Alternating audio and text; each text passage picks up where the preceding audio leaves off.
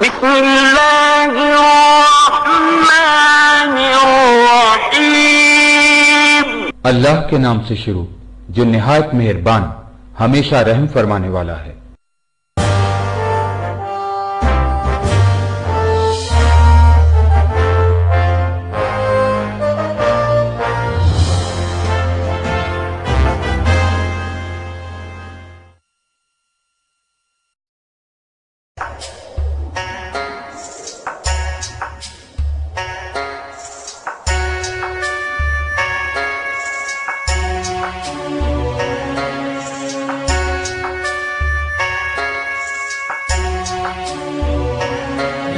رسول اللہ یا حبیب اللہ، یا رسول اللہ یا حبیب۔ نحمده ونصلي ونسلم على سيدنا ومولانا محمد رسوله النبي الأمين المكين الحنين الكريم الرؤوف الرحيم، اما بعد، بسم اللہ الرحمن الرحیم۔ معزز سامعین و ناظرین، آج اللہ جل مجدہ کی توفیق اور اس کے اذن سے ہم 15 شعبان معظم یعنی لیلۃ النصف من شعبان، جس کو عرف عام میں شب برات کہتے ہیں، اس کی اہمیت اور فضیلت کے موضوع پر گفتگو کر رہے ہیں۔ قبل اس کے کہ میں براہ راست 15 شعبان معظم کی یہ جو شب ہے، شب مبارک، اس کی فضیلت پر گفتگو کروں، میں بنیادی طور پہ اسلام میں اس تصور کو تدریجاً واضح کرنا چاہتا ہوں۔ یہ بات ذہن نشین رہے، ہمارے ہاں ایک المیہ ہے کہ ہم اسلام کے اور قرآن و سنت کے بڑے تھوڑے سے علم کے ساتھ بڑا جزوی اور بڑا سطحی علم رکھتے ہوئے علم کلی کا دعویٰ کرتے ہیں، اور بہت سی چیزیں ایسی ہوتی ہیں جو ہمارے مطالعہ میں نہیں آئی ہیں، اور ہم بجائے اس کے کہ اپنے قلت مطالعہ کا، اپنے علم کے کم ہونے کا اعتراف کریں، ہم مطلقاً ان بدیہی حقیقتوں کا انکار کرنے لگتے ہیں۔ اس علمی زیادتی کا نقصان یہ ہوتا ہے کہ امت مسلمہ کے لوگ، مسلمان عامت الناس، جن کی براہ راست رسائی قرآن اور حدیث پر اور علم کے مراجع اور مصادر تک نہیں ہے، وہ طرح طرح کی اختلافی باتیں سن کر کنفیوز ہوتے ہیں، اور اسلام کے بنیادی تصورات کے بارے میں ان کے ذہن التباس اور انتشار کا شکار ہوتے ہیں، اور یہ انتشار ایک مسئلے پر صرف انہیں فرسٹریٹ نہیں کرتا، بلکہ ان دی لانگ رن اسلام کے مجموعی تصور کے بارے میں انہیں تشکیک میں یعنی شک و شبہ میں مبتلا کرتا چلا جاتا ہے۔ لہذا اہل علم کو ان چیزوں کو احتیاط کے ساتھ کرنا چاہیے۔ اپنی عدم علم کا اقرار کریں، مگر انکار کر دینا کہ یہ مثلاً 15 شعبان معظم یا شب برات کی کوئی حقیقت نہیں، اس کا کوئی ذکر نہیں ہے، اس کی کوئی اہمیت اور فضیلت نہیں ہے، یا یہ لوگوں کا ایک من گھڑت تصور ہے، یہ کلمات سراسر زیادتی، لا علمی پر مبنی۔ اب میں اس تصور کو تدریجاً لے کے آگے چلتا ہوں۔ پہلی بات یہ ذہن نشین کرنی چاہیے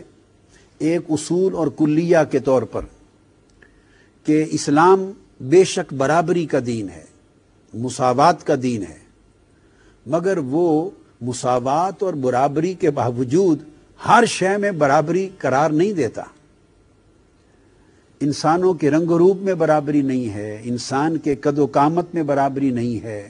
انسانوں کے حسن و جمال میں برابری نہیں ہے، ان کی دماغی ذہنی صلاحیتوں میں برابری نہیں ہے، زمینوں میں برابری نہیں ہے، زمین کی تاثیر اور قوت تخلیق میں برابری نہیں ہے، موسموں میں برابری نہیں ہے۔ الغرض اس پورے نظام قدرت اور نظام فطرت کی کسی شے میں کئی جہتوں میں یکسانیت اور برابری پائی جاتی ہے، اور کئی گوشے ایسے ہیں جن میں برابری اور یکسانیت نہیں پائی جاتی۔ اب چونکہ آج فضیلت کی بات ہو رہی ہے، لہٰذا میں اس گوشے پر توجہ دینا چاہتا ہوں کہ کس طرح بعض چیزیں بعض چیزوں سے افضل ہوتی ہیں۔ اب آپ اس طرف آ جائیے، سب سے پہلے میں زمانے کی وقت کی اکائیوں کی بات کرتا ہوں۔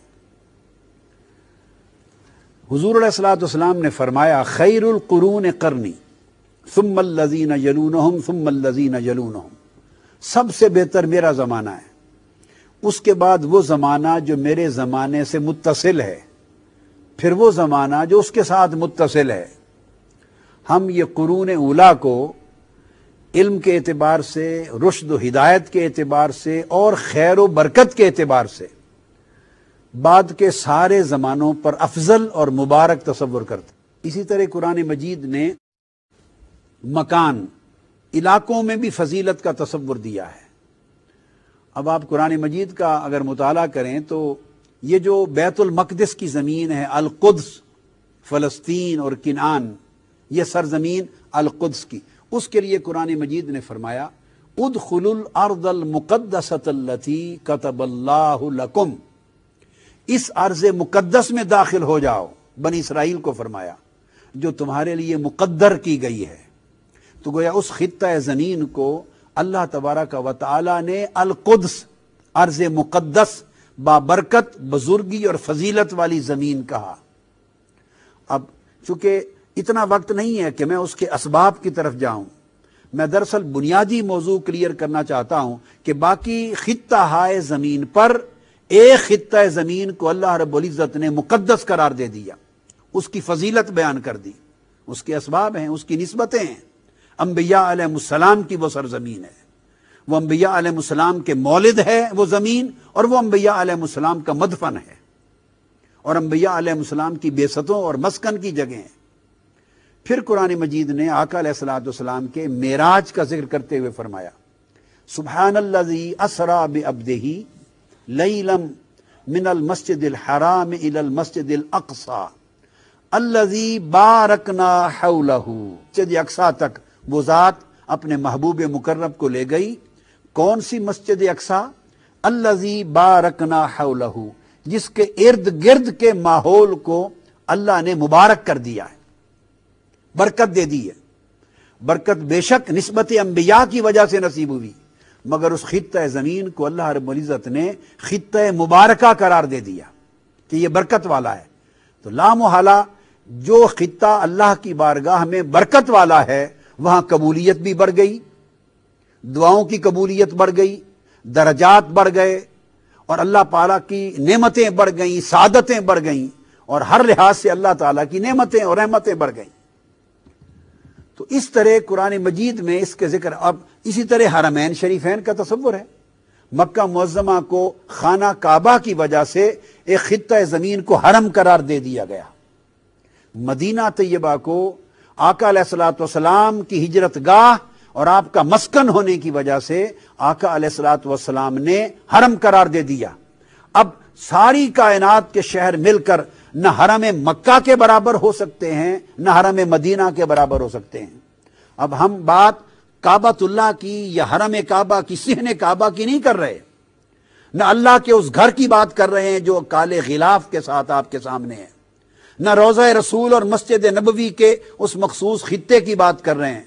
حرم کا دائرہ میلوں تک پھیلا ہوا ہے، یعنی بابرکت پوری زمین ہو گئی۔ وجہ یہ چیز بنی، ادھر کعبۃ اللہ نے اس پورے دور دور تک خطہ ارضی کو بابرکت بنا دیا، ادھر رسول اکرم صلی اللہ علیہ وسلم کے قدمین شریفین نے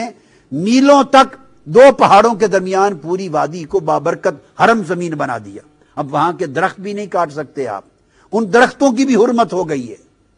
تو آپ نے دیکھا کہ شہروں کو شہروں پر فضیلت ہے، صدیوں کو صدیوں پر فضیلت ہے، زمانوں کو زمانوں پر فضیلت ہے، خطہ زمین کو خطہ زمین پر فضیلت ہے۔ اسی طرح 12 مہینوں میں ماہ رمضان کو فضیلت دی گئی، فرمایا شہر رمضان الذی انزل فیہ القرآن، قرآن کے نزول کی وجہ سے یہ مہینہ 11 مہینوں پر افضل ہو گیا۔ پھر اس مہینوں میں ایک رات کو فضیلت دی گئی، انا انزلناہ فی لیلۃ القدر، اب اسے لیلۃ القدر کر دیا، ایک رات جس میں قرآن کا نزول ہوا۔ تو آپ نے دیکھا اب یہ رات سب راتوں سے افضل ہو گئی، لیلۃ القدر خیر من الف شہر، اس کو 1000 راتوں سے زیادہ فضیلت و برکت عطا ہو گئی۔ تو بنیادی کنسپٹ یہ دے رہا ہوں، راتیں سب اللہ نے پیدا کی ہیں، مہینے اللہ نے پیدا کیے ہیں، سال، صدیاں، زمان و مکان، اسپیس اینڈ ٹائم، یہ سب چیزیں اللہ نے پیدا کی ہیں، مگر ان سب چیزوں کو پیدا کرنے والے رب نے ہی اپنی مشیت کے ساتھ بعض جگہوں کو بعض جگہوں پر فضیلت دے دی، بعض علاقوں کو بعض علاقوں پر مبارک کر دیا، بعض مہینوں کو بعض مہینوں پر فضیلت دے دی، بعض دنوں کو دنوں پر اور بعض راتوں کو راتوں پر اور بعض ساعتوں کو ساعتوں پر فضیلت دے دی۔ تو جہاں مساوات کا تصور ہے وہاں اس کے ساتھ برکتوں، فضیلتوں، نعمتوں اور بزرگیوں کا بھی تصور ہے۔ جب اس چیز کو ہم اپنے ذہن میں رکھ لیتے ہیں، اب ہم شعبان اور پھر نصف شعبان 15 شعبان کی طرف بڑھنے سے پہلے یہاں ایک بات اور کہنا چاہتا ہوں کہ اب آپ کو آگے ایک بتانا چاہتا ہوں، ہمارے ہاں تو تصور یہی ہے نا کہ جی شب قدر ہے، اس میں کوئی شک نہیں کہ سب سے افضل رات شب قدر ہے، مگر اب عام جو ہفتے کے 7 دن ہیں ان میں بھی اللہ تبارک و تعالی نے بعض دنوں کو دوسرے دنوں پر فضیلت دی ہے۔ جمعہ کا دن باقی ایام پر افضل کیا گیا، وہ یوم عید ہے، کیوں کہ سیدنا آدم علیہ السلام کی ولادت کا دن یعنی ان کی تخلیق کا دن ہے۔ پیر کا دن جمعہ کے پورے ہفتے کے دنوں میں افضل ہے کیونکہ آقا علیہ السلام کے میلاد اور بعثت کا دن ہے۔ جمعرات کا دن افضل ہے، تو حضور علیہ الصلوۃ والسلام نے پیر کے دن کا بھی روزہ تجویز فرمایا، جمعرات کا بھی روزہ تجویز فرمایا۔ تو آپ نے دیکھا کہ ایک ہفتہ ہے، اس کے 7 دن ہیں، اور ہر ہفتے کے 7 ایام کا جو سائیکل ہے اس کے اندر 3 دن ایسے ہیں جو باقی 4 دنوں پر افضل ہیں۔ جب افضل ہیں پھر ان راتوں کی فضیلت بیان کی۔ آج میں صحیح مسلم سے خاص حدیث کوٹ کرنا چاہتا ہوں، اور بالعموم وہ بہت سے لوگوں کی نگاہ میں نہیں گزری اور شاید بہت سے احباب اس کو بیان بھی نہیں کر پائے۔ ابو ہریرہ رضی اللہ تعالیٰ عنہ حدیث کے راوی ہیں، یہ صحیح مسلم ہے اس وقت میرے سامنے، کتاب البر والصلۃ والآداب، یہ کتاب ہے صحیح مسلم کی۔ اس کے اندر ابو ہریرہ رضی اللہ تعالیٰ عنہ سے مروی ہے کہ آقا علیہ السلام نے فرمایا ان رسول اللہ صلی اللہ علیہ وسلم قال تفتح ابواب الجنہ یوم الاثنین و یوم الخمیس، حضور علیہ السلام نے فرمایا ہر پیر کے دن اور جمعرات کے دن جنت کے دروازے کھول دیے جاتے ہیں، ہر پیر کو ہر جمعرات کو جنت کے دروازے کھول دیے جاتے ہیں۔ فَيُغْفَرُ لِكُلِّ عَبْدٍ لا یشرک باللہ شیئا، ہر مرد مومن کو اس دن اس کی مغفرت کا سامان پیدا کیا جاتا ہے، سوائے ان لوگوں کے کہ جو 2 بھائیوں کے درمیان دشمنی اور عداوت ہو اور ترک تعلق ہو چکا ہو۔ اس طرح پھر آگے کہا جاتا ہے کہ انتظار کرو کہ شاید یہ صلح کر لیں۔ مقصود بات کا یہ تھا۔ پھر اسی طرح دوسری روایت میں صحیح مسلم میں فرمایا تُعْرَضُ الْأَعْمَالُ فِي كُلِّ يَوْمِ خَمِيسٍ وَاثْنَيْنِ، تمہارے اعمال ہر پیر کے دن اور جمعرات کے دن اللہ کی بارگاہ میں پیش کیے جاتے ہیں۔ تو آپ نے دیکھا کہ ہر ہفتے کے اندر ایسے ایام ہیں جن میں اعمال پیش کیے جاتے ہیں، جن میں مغفرت کا اعلان ہوتا ہے اور جن میں اللہ رب العزت کی طرف سے عنایات ہوتی ہیں۔ یہ تو ہر ہفتے کی کیفیت ہے، اور اسی طرح پھر راتوں کی بھی کیفیت ہے۔ رات میں مغرب سے لے کے طلوع آفتاب تک ساعتیں تو ساری ایک جیسی ہیں، مگر آپ کو معلوم ہے ہر رات کا جب پچھڑا پہر ہوتا ہے تو اللہ تبارک و تعالی آسمان دنیا کی طرف اترتے ہیں اپنی شان قدرت کے ساتھ، اور آسمان دنیا پہ اتر کے لوگوں کو پکار کر کہتے ہیں کون ہے مجھ سے توبہ کرنے والا، کون ہے میری بارگاہ میں سوال کرنے والا، کون ہے میری بارگاہ میں ہاتھ اٹھا کے مجھ سے دست سوال میری بارگاہ میں دراز کرنے والا، مجھ سے رزق مانگنے والا، تو میں اس کو عطا، کون ہے مجھ سے معافی مانگنے والا۔ تو آپ نے دیکھا کہ رات کے پچھلے پہر کو پہلے پہر پہ پھر فضیلت دے گی، اور اللہ رب العزت نے اس پچھلے پہر کو اپنی خصوصی قربت اور مغفرت کی شان کے ساتھ نواز دیا۔ یہ میں نے اب تک ایک کنسیپٹ ڈیولپ کیا یہ بات واضح کرنے کے لیے کہ دنوں کی فضیلتیں، راتوں کی فضیلتیں، مہینوں کی فضیلتیں اور مختلف ساعتوں کی فضیلتیں ہوتی ہیں۔ یہ تصور غلط ہے کہ فقط ایک شب قدر کی فضیلت ہے۔ تو بعض لوگ اتنا کچھ جانتے ہیں اور وہ باقی کچھ نہیں جانتے، وہ ہر شے کا صفایا کر دیتے ہیں اور کہتے ہیں بس لیلۃ القدر ہے اور بقایا کچھ نہیں ہے۔ یہ بات تصور نہیں، ہر ایک کی ایک اپنی فضیلت ہے، ایک اپنا درجہ ہے، ایک اپنا رتبہ ہے، ایک مقام دوسرے مقام کو مٹا نہیں سکتا۔ اب حدیث پاک کی طرف آتے ہیں، جہاں میں نے عرض کیا اب اس تصور کی طرف کہ شعبان کی اہمیت اور اس کے ساتھ آگے نصف شعبان شب برات کی فضیلت و اہمیت کیا ہے، یہ احادیث صحیحہ کے ساتھ ثابت ہے، مسلم ہے، آقا علیہ السلام کی سنت سے ثابت ہے، اس میں شک و شبہ کرنا لا علمی کے سوا کچھ نہیں ہے۔ اب میں صحیح بخاری آپ کے سامنے اس وقت پڑھ رہا ہوں، صحیح بخاری کتاب الصوم، اور کتاب الصوم میں ان حدیثوں کے بعد جہاں حضور صلی اللہ علیہ وآلہ وسلم نے اپنے وصال کے روزوں کی بات کی ہے اور صحابہ جب متصل روزے رکھنے لگے انک تواصل کہہ کر، تو آپ نے فرمایا انی لست کہیاتکم انی یطعمنی ربی و یسقین، مسلسل روزے میرا دیکھا دیکھی میں، میری دیکھا دیکھی میں، مجھ پر اپنے آپ کو قیاس مجھ پر کرتے ہوئے دیکھا دیکھی میں مسلسل روزے نہ رکھا کرو، تمہارے اندر اتنی استطاعت نہیں، تم میں سے کوئی شخص میری مثل نہیں ہے اور میرے جیسا نہیں ہے، میں تو رات اپنے رب کے ہاں گزارتا ہوں، وہ مجھے کھلاتا بھی ہے پلاتا بھی ہے۔ ان احادیث کو بیان کرنے کے بعد اسی باب میں اگلا باب آیا ہے صوم شعبان کا۔ اب صوم شعبان میں اب میں پہلے ماہ شعبان کی عمومی فضیلت کی بات کر رہا ہوں، اب جہاں ماہ رمضان کی فضیلت ہے جس پر کسی کو انکار نہیں، اب وہاں سمجھنا ہے کہ آقا علیہ الصلوۃ والسلام نے ماہ شعبان کو فضیلت دی، اور حضور علیہ السلام کا معمول تھا کہ سال کے 12 مہینوں میں سے رمضان تو وہ مہینہ تھا جس کے روزے فرض تھے، پورا کا پورا مہینہ روزے رکھتے،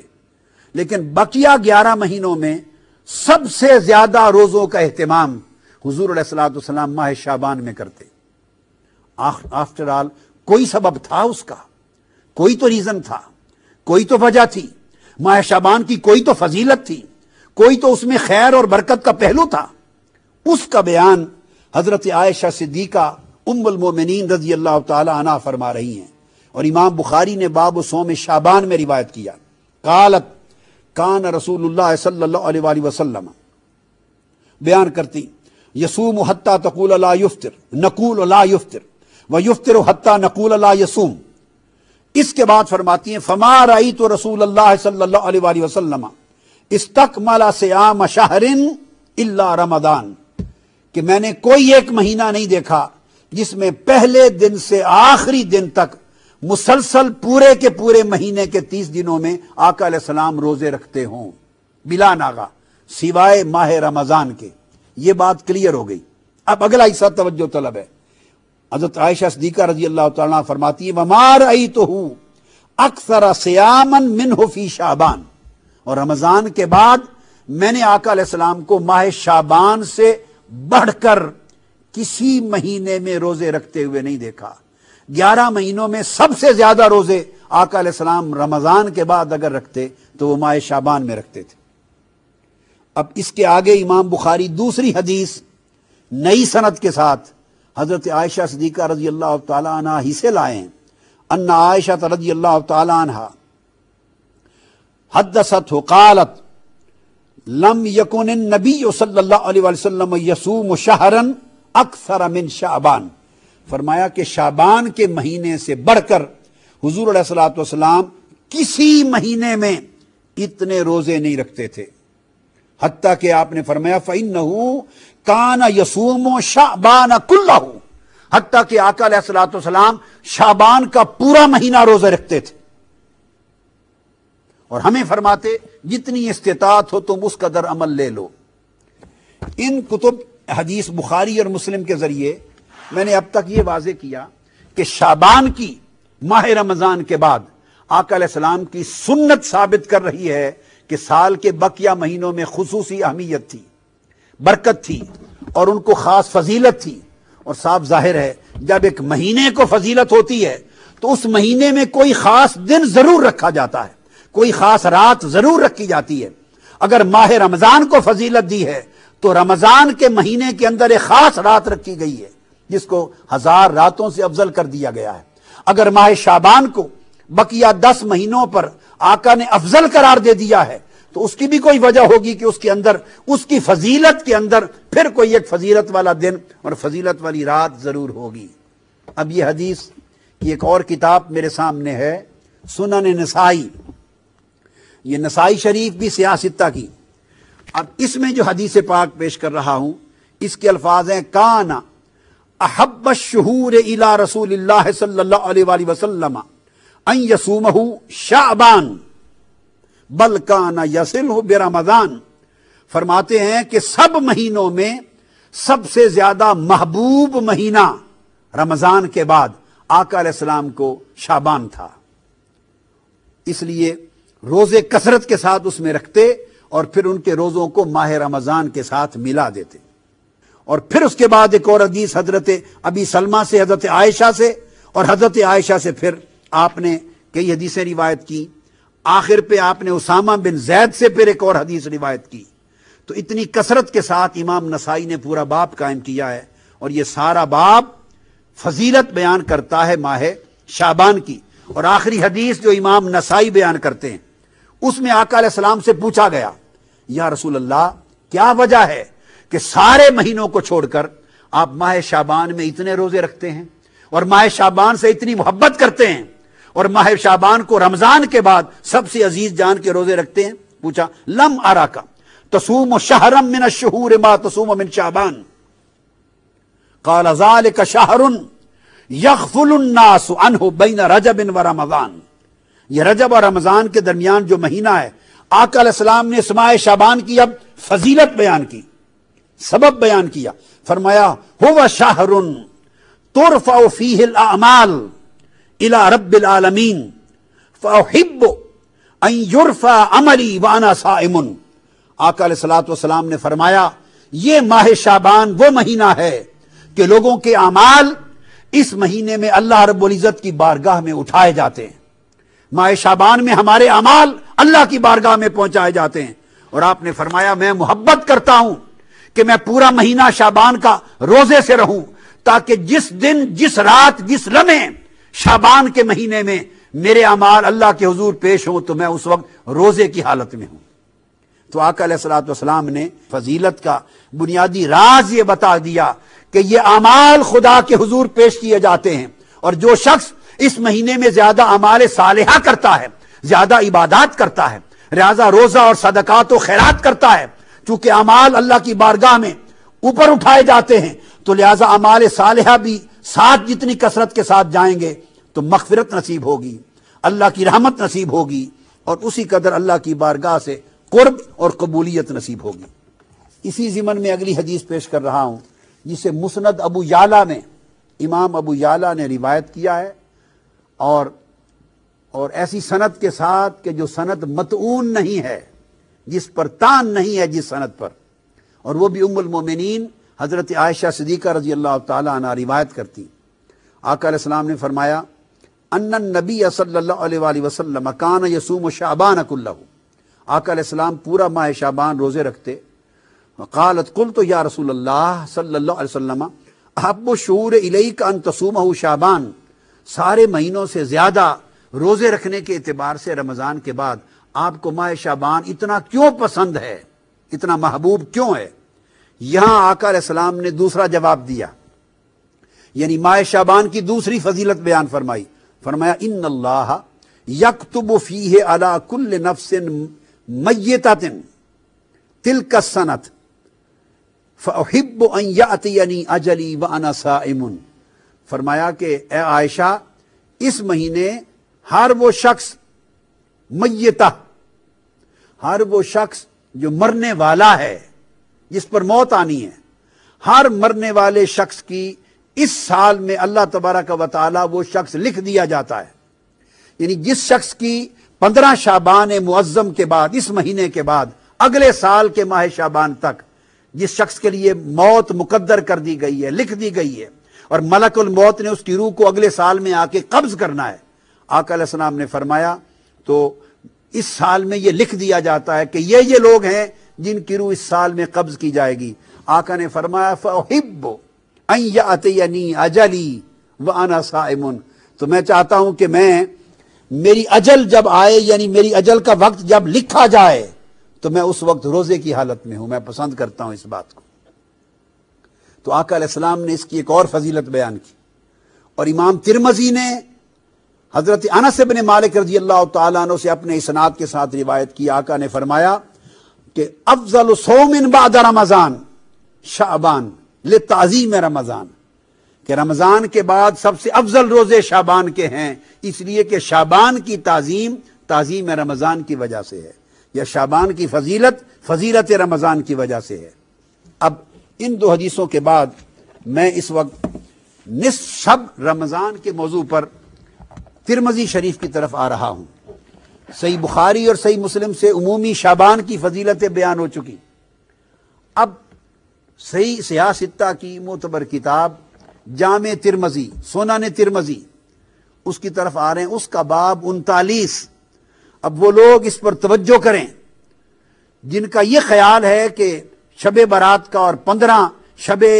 شعبان کا کوئی وجود، کوئی حقیقت اور کوئی فضیلت اور کوئی تخصیص نہیں ہے. انہیں چاہیے کہ کتب حدیث کھول کے پڑھیں، یا اساتذہ کے پاس، شیوخ کے پاس زانو تلمذ طے کریں قبل اس کے کہ وہ جھوٹے فتوے جاری کریں جہالت پر مبنی. باب 39 امام ترمذی نے باب قائم کیا ہے، باب ما جاء فی لیلۃ النصف من شعبان، 15ویں شب شعبان کی فضیلت میں باب قائم کیا امام ترمذی نے، اور عنوان ہی یہ شب نصف شعبان قائم کیا اس عنوان کے ساتھ. اور آگے پھر امام ترمذی نے حدیث نقل کی ہے، جس حدیث کی راوی پھر ام المومنین حضرت عائشہ صدیقہ رضی اللہ تعالی عنہا ہیں، اور ان سے روایت کیا ہے حضرت عروہ نے عن عروۃ عن عائشہ رضی اللہ تعالی عنہا قالت فقدت رسول اللہ صلی اللہ علیہ وآلہ وسلم لیلۃ فخرجت فاذا هو بالبقیع. اب یہاں دو باتیں ثابت ہوں گی. ام المومنین عائشہ صدیقہ رضی اللہ تعالیٰ عنہ فرماتی ہیں اس 15 شعبان کی رات تھی، جسے ہم شب برات کہتے ہیں، یہ 15 نصف شعبان کی رات تھی. میں نے اچانک رات کو دیکھا کہ آقا علیہ الصلوۃ والسلام اپنے بستر مبارک پہ آرام فرما نہیں تھے. جب میں نے دیکھا کہ بستر پہ آرام فرما نہیں ہیں تو میں فوراً گھر سے نکل پڑی آپ کی تلاش میں. جب تلاش میں نکلی تو فیضا ہوا بالبقیع، میں نے آقا علیہ السلام کو جنت البقیع یعنی بقیع کے قبرستان میں پایا. یہاں سے دو باتیں ثابت ہوئی. ایک امام ترمذی کا 15 شعبان کی شب کے عنوان سے پورا باب قائم کرنا، اور سیدہ عائشہ صدیقہ رضی اللہ تعالی عنہا سے آقا علیہ السلام کی اس سنت کو روایت کرنا کہ 15 شعبان کی شب اٹھ کر عبادت کرنا آقا علیہ السلام کی سنت تھا بطور خاص. اور صرف عبادت نہیں، اس شب آقا علیہ السلام قبرستان تشریف لے گئے،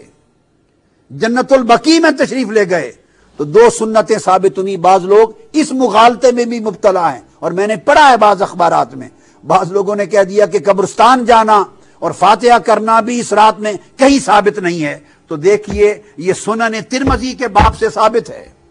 آقا علیہ السلام کی سنت سے ثابت ہے کہ عائشہ صدیقہ رضی اللہ تعالی عنہا نے آپ کو جنت البقیع میں پایا. اور جب آپ ان کے پاس پہنچی تو آقا علیہ السلام نے فرمایا اکنت تخافین ان یحیف اللہ علیک ورسولہ. اے عائشہ صدیقہ رضی اللہ تعالی عنہ، دوڑتی دوڑتی مجھے تلاش کرنے کے لیے آئی ہو، تمہارا کیا خیال ہے اللہ اور اللہ کا رسول تمہاری حق تلفی کرے گا؟ اب یہاں ایک بڑا لطیف نکتہ ہے، ان کو ایک گمان گزرا تھا جس کو آگے بیان کرتی ہیں، قلت یا رسول اللہ انی ظننت انک اتیت بعد نسائک، یا رسول اللہ صلی اللہ علیہ وسلم مجھے خیال گزرا، گمان گزرا کہ شاید آپ کسی اور زوجہ مطہرہ کے حجرے میں تشریف لینے گئے ہوں، یعنی وہ رات باری کے اعتبار سے ام المومنین عائشہ صدیقہ کی تھی، اور ایک بتقاضۂ بشریت جب اٹھی نصف شب رات کو 15 شعبان کو تو دیکھا آقا تشریف فرما نہیں ہے، ایسے بتقاضۂ بشری خیال آیا کہ کہیں آقا علیہ السلام کسی اور زوجہ مطہرہ کے ہاں تشریف نہ لے گئے ہوں۔ اب آقا علیہ السلام ان کے ذہن میں اس مخفی خیال کو جان گئے، یہ اس نبی کی بصیرت ہے، یہ اس نبی کا علم ہے، نبی کا کشف ہے، نبی کی نگاہ ہے کہ وہ کس خیال کے پیش نظر وہ تلاش کر رہی ہیں۔ تو آپ نے فرمایا ایک تو جان گئے، دوسرا فرمایا کیا تیرا خیال ہے کہ اللہ اور اللہ کا رسول وہ تمہاری حق تلفی کریں گے؟ یعنی اٹھے آقا علیہ السلام تھے، تلاش حضور کی ذات کی ہو رہی تھی، مگر آقا علیہ السلام نے ان کا گمان جو آقا علیہ السلام کے بارے میں تھا اس پر اللہ کا اسم شامل کر کے فرمایا کیا تیرا خیال ہے کہ اللہ اور اللہ کا رسول حق تلفی کریں گے؟ یہ نہیں فرمایا کہ رسول حق تلفی کرے گا، نہیں، بلکہ فرمایا کہ اللہ اور اللہ کا رسول ایسا کریں گے۔ اشارہ اس امر کی طرف تھا کہ رسول کا ہر عمل وہ رسول کا نہیں ہوتا، وہ اللہ کا عمل تصور ہوتا ہے، اور رسول کی نسبت سوء ظن اللہ کی نسبت سوء ظن ہوتا ہے، رسول کا ادب اللہ کا ادب ہوتا ہے، اور رسول سے حسن ظن اور حسن ادب اللہ کے ساتھ حسن ظن اور حسن ادب ہوتا ہے۔ یہ مقام رسالت کا بھی اشارہ فرما دیا۔ تو انہوں نے جب عرض کیا یا رسول اللہ مجھے یہ گمان گزرا کہ شاید آپ کسی زوجہ مطہرہ کے ہاں تشریف نہ لے گئے ہوں، تو اس پر آقا علیہ السلام نے فرمایا نہیں، بات یہ ہے عائشہ، فقال ان اللہ عز وجل ينزل لیلۃ النصف من شعبان، کہ جب شعبان کی 15ویں کی رات آتی ہے تو اللہ تبارک و تعالی الی السماء الدنیا، آسمان دنیا کی طرف ایک خاص شان کے ساتھ نازل ہو جاتا ہے۔ اب آپ دیکھیے یوں تو آسمان دنیا کی طرف ہر رات کے پچھلے پیر نازل ہوتا ہے، تو جب نصف شعبان کی رات کی تخصیص فرمائی تو اس کا مطلب ہے اس رات کسی اور شان کے ساتھ، بڑی عظیم مغفرت کے اعلان کے ساتھ، عظیم رحمتوں کے اعلان کے ساتھ، عظیم عطا اور سخا کے اعلان کے ساتھ اترتا ہے، اتر آتا ہے فَيَغْفِرُ لِأَكْثَرَ مِنْ عَدَدِ شَعْرِ غَنَمِ كَلْبٍ۔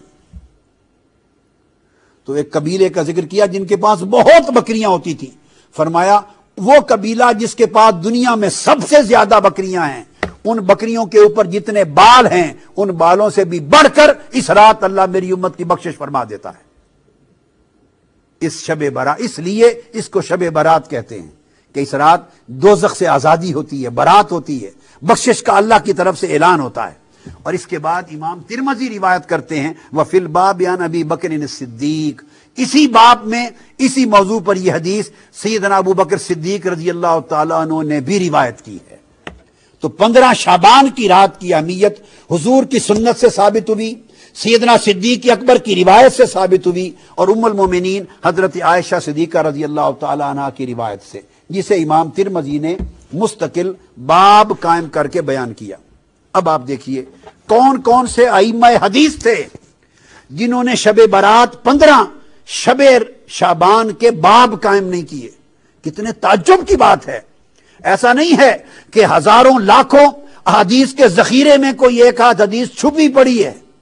اور کسی کی نگاہ سے نہیں گزری۔ کتب حدیث میں سیاستہ میں ابواب قائم ہیں نصف شعبان کی شب پر، اور ابواب قائم ہو اور پھر کہا جائے کہ اس کی کوئی تذکرہ نہیں ہے، کوئی وجود نہیں ہے، اس پر تعجب ہوگا۔ اب اس وقت میرے سامنے سنن ابن ماجہ ہے، یہ بھی سیاستہ کی کتاب ہے، سنن ابن ماجہ، اس کا باب سن لیجئے، باب ما جاء فی لیلۃ النصف من شعبان، 15ویں شعبان کی رات کے بارے میں بیان، یہ امام ابن ماجہ نے روایت کیا، اور یہ روایت کرتے ہیں سیدنا علی ابن ابی طالب رضی اللہ تعالی عنہ سے۔ اب وہ راوی ہیں، سیدنا مولا علی مرتضیٰ روایت کرتے ہیں قال قال رسول اللہ صلی اللہ علیہ وآلہ وسلم اذا کان لیلۃ النصف من شعبان۔ اب وہاں حضور علیہ السلام کی سنت کا بیان تھا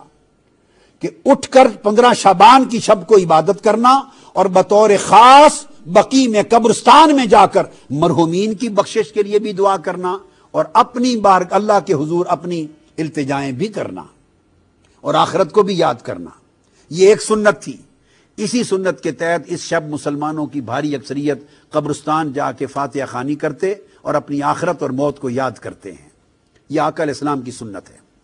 اب اس کے بعد سیدنا مولا علی المرتضیٰ عن علی ابن ابی طالب رضی اللہ تعالیٰ عنہ، آقا علیہ السلام نے فرمایا کہ جب شعبان کی 15ویں رات آتی ہے تو آقا فرمایا فقوموا لیلہا وصوموا نہارہا، جب 15ویں شعبان کی شب آئے، شب برات، تو لوگوں اس رات قیام کیا کرو، نوافل پڑھا کرو، عبادت کیا کرو، اور اس کے دن کو یعنی 15ویں شعبان کے دن کو روزہ رکھا کرو۔ کیوں؟ پھر آقا علیہ السلام نے سبب بیان کیا، فرمایا فَإِنَّ اللَّهَ يَنزِلُ فِيهَا لِغُرُوبِ الشَّمْسِ إِلَى سَمَاءِ الدُّنْيَا۔ اب فرق یہ ہے، ہر رات اور 15ویں شعبان کی رات میں فرق یہ ہے، ہر رات اللہ تعالیٰ نصف شب کے بعد جب آخری حصہ رات کا 1/3 رہ جاتا ہے تو آخر شب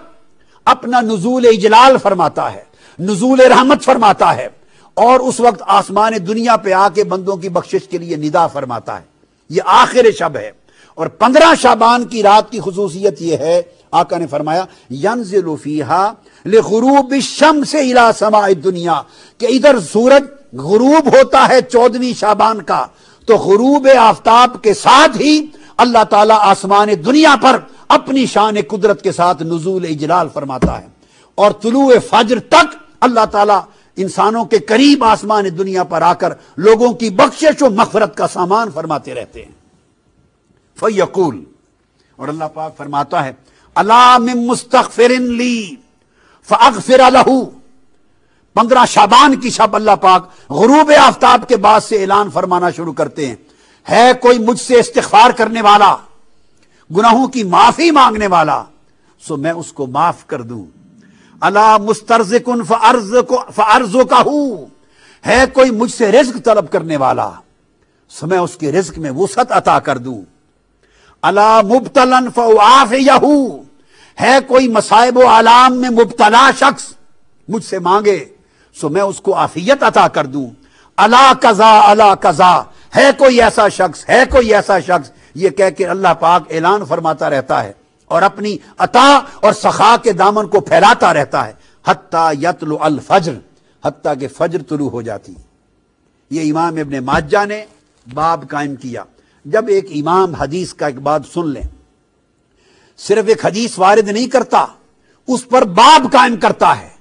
اور باب قائم کر کے کئی حدیثیں اس کے تابع لاتا ہے، تو اس سے ایک بات اسٹیبلشڈ ہے جس میں کوئی شک نہیں کہ یہ اس نے محض اپنی کتاب حدیث میں ایک باب قائم نہیں کیا، بلکہ یہ ان امام ابن ماجہ کا عقیدہ تھا، یہ امام نسائی کا عقیدہ تھا، امام ترمذی کا عقیدہ تھا، یہ ائمہ حدیث کے عقائد میں شامل تھا۔ وہ اس رات کو اہتمام کرتے تھے، مناتے تھے، اختصاص کے ساتھ عبادتیں کرتے تھے، تبھی تو انہوں نے حدیث کو چلتے چلتے کسی باب میں ذکر نہیں کیا بلکہ باقاعدہ باب قائم کر دیے۔ پھر اس کے بعد انہوں نے اگلی حدیث حضرت عائشہ صدیقہ رضی اللہ تعالیٰ عنہ سے روایت کی امام ابن ماجہ نے، اور یہ وہی حدیث ہے جو میں امام ترمذی کی روایت سے سنن ترمذی سے بیان کر چکا ہوں، اور اس میں وہ فرماتی ہیں ذات فقدت النبی ذات لیلۃ فخرجت اطلبہ فاذا هو بالبقیع رافع رأسہ الی السماء۔ یہ لفظ مختلف آئے ہیں۔ فرمایا کہ میں نے 15 شعبان کی رات آقا علیہ السلام کو جب بستر پہ نہ دیکھا، نکل پڑی، تو میں نے جنت البقیع میں قبرستان میں دیکھا تو آقا علیہ السلام سر انور آسمان کی طرف اٹھائے ہوئے تھے،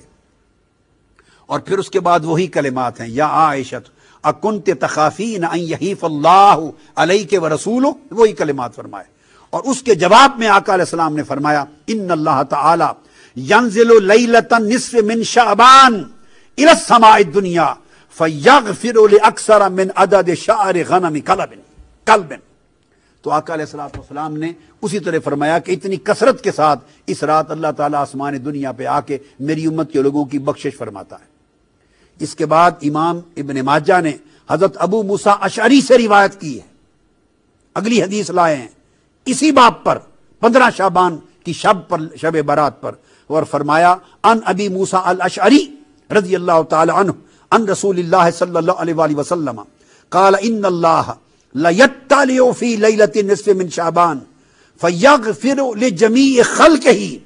الا لمشرک او مشاحن۔ آقا علیہ السلام نے فرمایا کہ اللہ تعالیٰ 15 شعبان کی رات کو، شب برات کو ظہور فرماتا ہے، اپنی رحمت اور مغفرت کی شان کے ساتھ آسمان دنیا پہ نزول اجلال فرماتا ہے، اور فرمایا پھر اللہ پاک میری ساری مخلوق کی بخشش کا سامان کرتا ہے، ساری مخلوق کی بخشش کے لیے اذن عام فرماتا ہے کہ بشرطے کہ کوئی شخص صدق کے دل کے ساتھ تائب ہو جائے، صدق کے دل کے ساتھ طالب ہو جائے، صدق کے دل کے ساتھ کوئی گڑ گڑائے، سجدہ ریز ہو جائے، اس کی بارگاہ میں قیام کرے، اس کی دہلیز پر ہاتھ باندھ کر کھڑا ہو جائے، پچھلے گناہوں کی معافی مانگ کر اگلی زندگی کو سنوارنے کا عہد کر لے، تو وہ ساری مخلوق کو بخشنے کے لیے تیار ہوتا ہے۔ فرمایا سوائے مشرک کے، اگر وہ شرک سے تائب نہ ہو، اور مشاہن جو بغض اور عناد اور امت کے لیے عداوت دل میں رکھتا ہو، ایسے شخص کی بخشش نہیں ہوتی۔ تو اس کے بعد پھر امام ابن ماجہ نے مزید بھی حدیث ابو موسیٰ اشعری کی روایت سے آگے بیان کی۔ یہ حدیث پھر اس کے بعد یہی موضوع اس کو امام طبرانی نے بھی روایت کیا انہی کلمات کے ساتھ، اور وہ حضرت معاذ بن جبل رضی اللہ تعالیٰ عنہ سے روایت کیا، اور فرمایا یطلع اللہ الی جمیع خلقہ لیلۃ النصف من شعبان فیغفر لجمیع خلقہ الا لمشرک او مشاہن۔ تو امام طبرانی نے باب کا یہ حدیث بیان کی، اور اس کے راوی حضرت معاذ بن جبل ہیں۔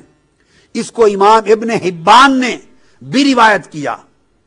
اور اس کے راوی معاذ بن جبل ہیں، اور پھر اس کے علاوہ امام احمد بن حنبل نے اپنی مسند میں روایت کی، اور انہوں نے حضرت عبداللہ بن عمرو رضی اللہ تعالیٰ عنہ سے روایت کیا، تو امام احمد بن حنبل نے بھی روایت کیا، اور سیدنا علی مرتضیٰ سے روایت ہوا، اور پھر امام بہقی نے روایت کی حضرت عائشہ صدیقہ رضی اللہ تعالیٰ عنہ سے، اور اس روایت میں فرمایا ان رسول اللہ صلی اللہ علیہ وسلم قال اتانی جبریل علیہ السلام۔ میرے پاس یہ اور حدیث ہے، مضمون الگ ہے۔ فرمایا میرے پاس جبرائیل امین آئے، فقال، اور عرض مجھے کہا یا رسول اللہ ہذہ لیلۃ النصف من شعبان وللہ فیہا اتقاء من النار۔ یا رسول اللہ یہ آپ کی امت کے لیے عطیہ ہے۔ اور کیا عرض کیا؟ جبرائیل امین نے فرمایا کہ یہ شعبان کی نصف شعبان کی رات ہے، 15ویں شعبان کی رات، اور اس رات اللہ تعالیٰ دوزخ کی آگ سے اوتقا لوگوں کو آزاد فرماتا ہے۔ اور یہ جو لفظ شب برات استعمال ہوتا ہے ہماری اردو اور فارسی زبان میں، وہ اوتقاء من النار کا اردو ترجمہ ہے۔ یہ آقا علیہ السلام کا عطا کردہ لقب ہے کہ یہ رات دوزخ سے برات کا، آزادی کا کی رات ہے، اور دوزخ کی رات سے اللہ تعالیٰ لوگوں کو آزادی کا اور نجات عطا فرماتا ہے۔ اور سوائے مشرک کے، سوائے بغض اور عداوت دل میں رکھنے والے کے، سوائے خونی رشتوں کے ساتھ قطع رحمی کرنے والے کے، اور سوائے تکبر غرور کرنے والے شخص کے، اور سوائے والدین کے نافرمان کے، اور سوائے ہمہ وقت شرابی کے جو شراب میں دھت رہنے والا ہے، فرمایا ان افراد کو چھوڑ کر اللہ تعالیٰ باقی سب اشخاص کی جو توبہ کرتے اور معافی مانگتے ہیں ان کی بخشش کا سامان کر دیتا ہے۔ اور یہ احادیث ان کتب میں ہیں۔ اب اس کے لیے ایک بڑی خاص چیز، یہ حدیث 15 شعبان کی شب برات کی 8 صحابہ سے روایت ہے، ان کے علاوہ جو میں نے بیان کیا۔ یہ مسند امام احمد بن حنبل اس وقت میرے سامنے ہے، اور مسند امام احمد بن حنبل نے عبداللہ بن عمر سے حدیث دینے کے بعد اب میں اس کے اوپر محدثانہ تحقیق کی بات کر رہا ہوں۔ اس حدیث کے شواہد ہیں، امام حیثمی نے یہ حدیث مجمع الزوائد میں روایت کی، اور امام احمد بن حنبل نے یہ حدیث بیان کی، اور اس کے رجال کو ثقہ کہا۔ یہ حدیث سیدنا عائشہ صدیقہ رضی اللہ تعالی عنہ نے اپنی الگ اس کی سند سے روایت ہوئی، حضرت معاذ بن جبل نے اس حدیث کو روایت کیا، حضرت ابو موسیٰ اشعری نے اس کو روایت کیا، اس کو ابن حبان نے لیا، امام ابن ابی عاصم نے روایت کیا، امام بہقی نے شعب الایمان میں روایت کیا، پھر امام بزار نے اس کو سیدنا ابو بکر صدیق سے روایت کیا۔ یہ مسند بزار اس وقت ہمارے سامنے پڑی ہے، مسند بزار۔ اس کو انہوں نے، امام بزار نے ابو بکر صدیق رضی اللہ تعالیٰ عنہ سے روایت کیا، اور امام ابن خزیمہ نے روایت کیا، پھر امام بہقی نے شعب الایمان نے حضرت ابو بکر صدیق سے روایت کیا، اور ابن ابی عاصم نے بھی سیدنا صدیق اکبر سے روایت کیا۔ پھر حضرت ابو ثعلبہ وہ صحابی ہیں، انہوں نے اس کو روایت کیا، جس کو امام ابن ابی عاصم نے کتاب السنہ میں اور بہقی نے شعب الایمان میں روایت کیا۔ پھر امام بزار نے اپنی مسند میں ابو ہریرہ سے روایت کیا۔ پھر حضرت عوف بن مالک نے روایت کیا، جس کو امام بزار نے 8 صحابہ ہیں، مختلف اسنادوں کے ساتھ، مختلف سندوں کے ساتھ، الگ الگ درجنوں کتب حدیث میں، 50 کتب حدیث میں مضامین بدل کر شب برات پر، نصف شعبان کی اس رات کی فضیلتوں پر یہ حدیثیں آئی ہیں۔ اور محدثین کہتے ہیں یہ کہنا کہ اس حدیث میں ضعف ہے یا فلاں حدیث میں ضعف ہے، وہ کہتے ہیں حدیث اگر ایک سند کے ساتھ آئی ہوتی تو ضعف پہ آپ کوئی بات کرتے، یہ حدیث تو 8 صحابہ روایت کرنے والے ہیں، اور ہر صحابی کے بعد پھر سند جدا ہے، یعنی جدا جدا اتنے ائمہ حدیث نے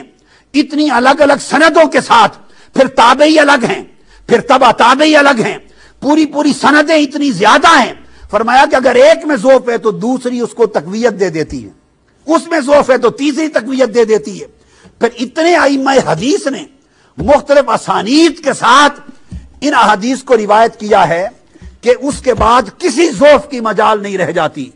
اور یہ بھی بات ذہن میں رکھ لیں، اگر ضعف کسی ایسی حدیث کی سند میں ہو، یہ تمام محدثین بیان کرتے ہیں کہ یہ حدیث صحیح ہے،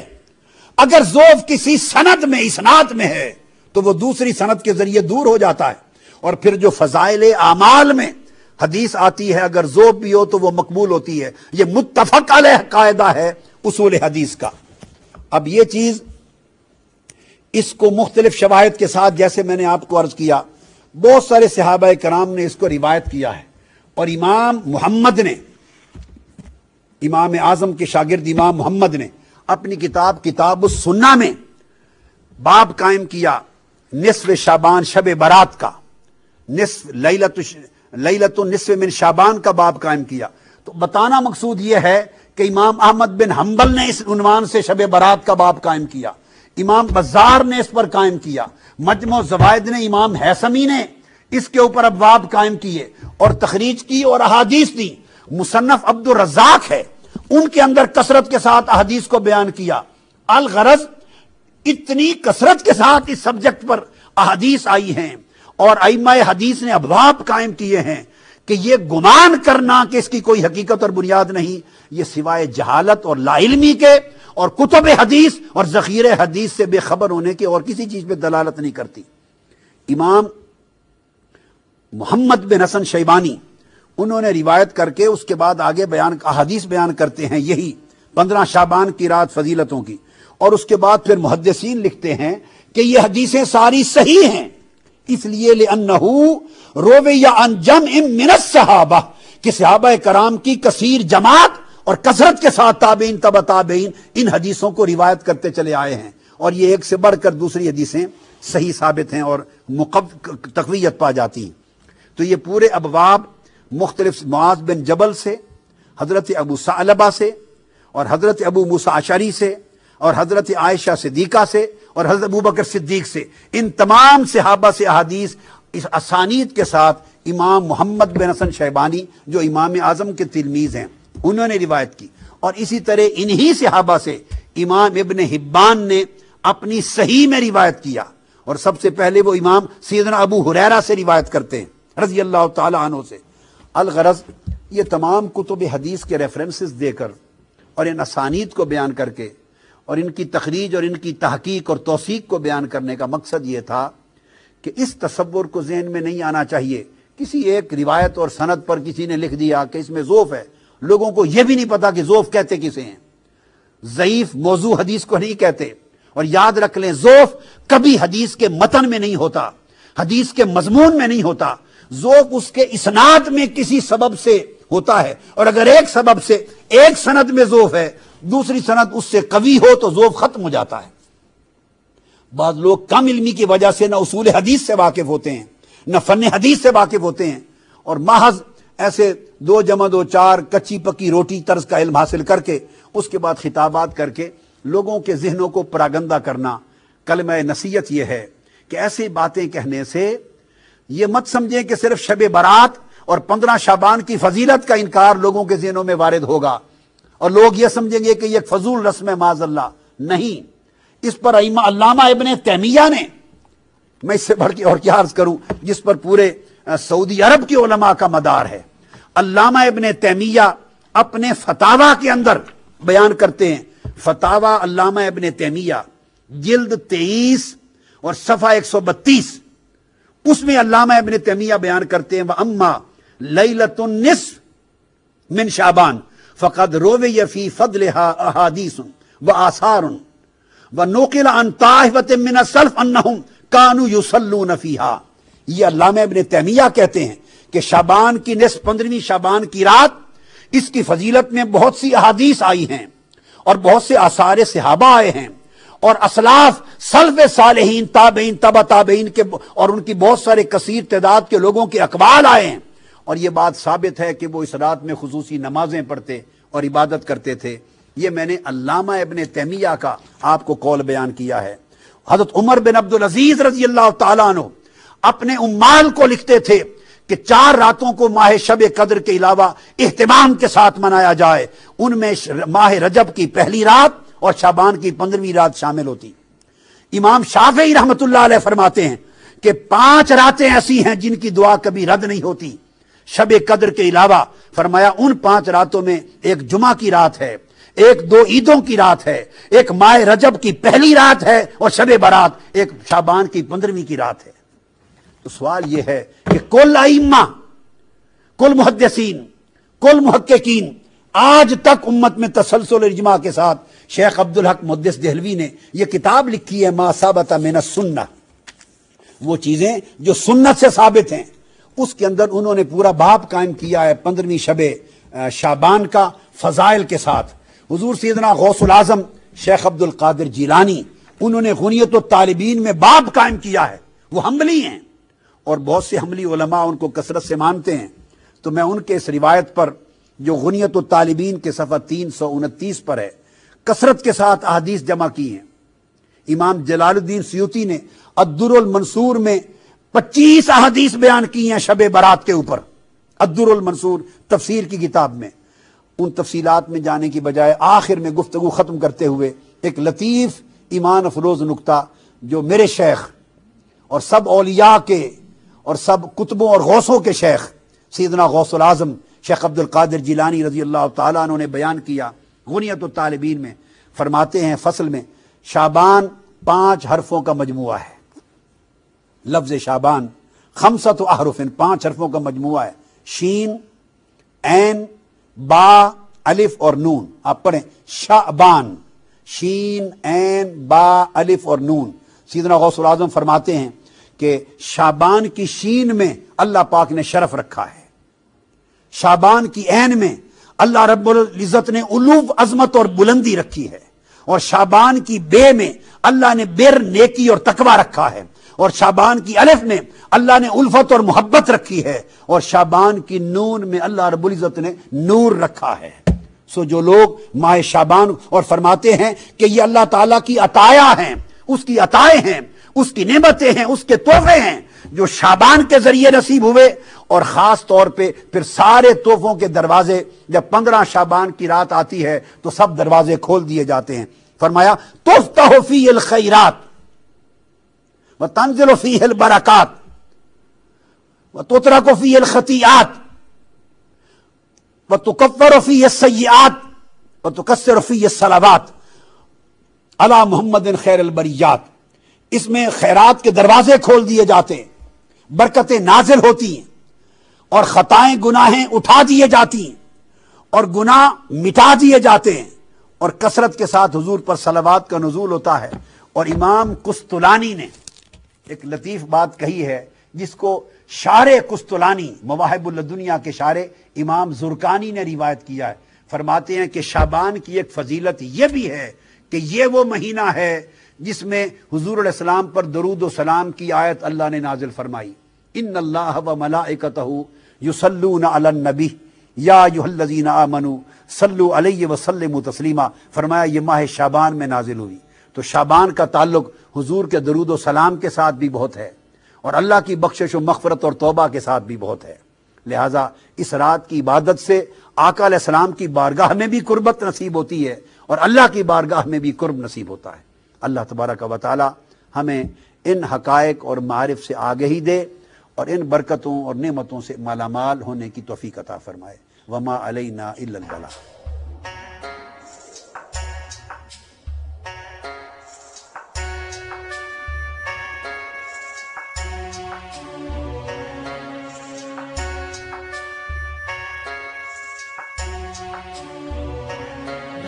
رسول اللہ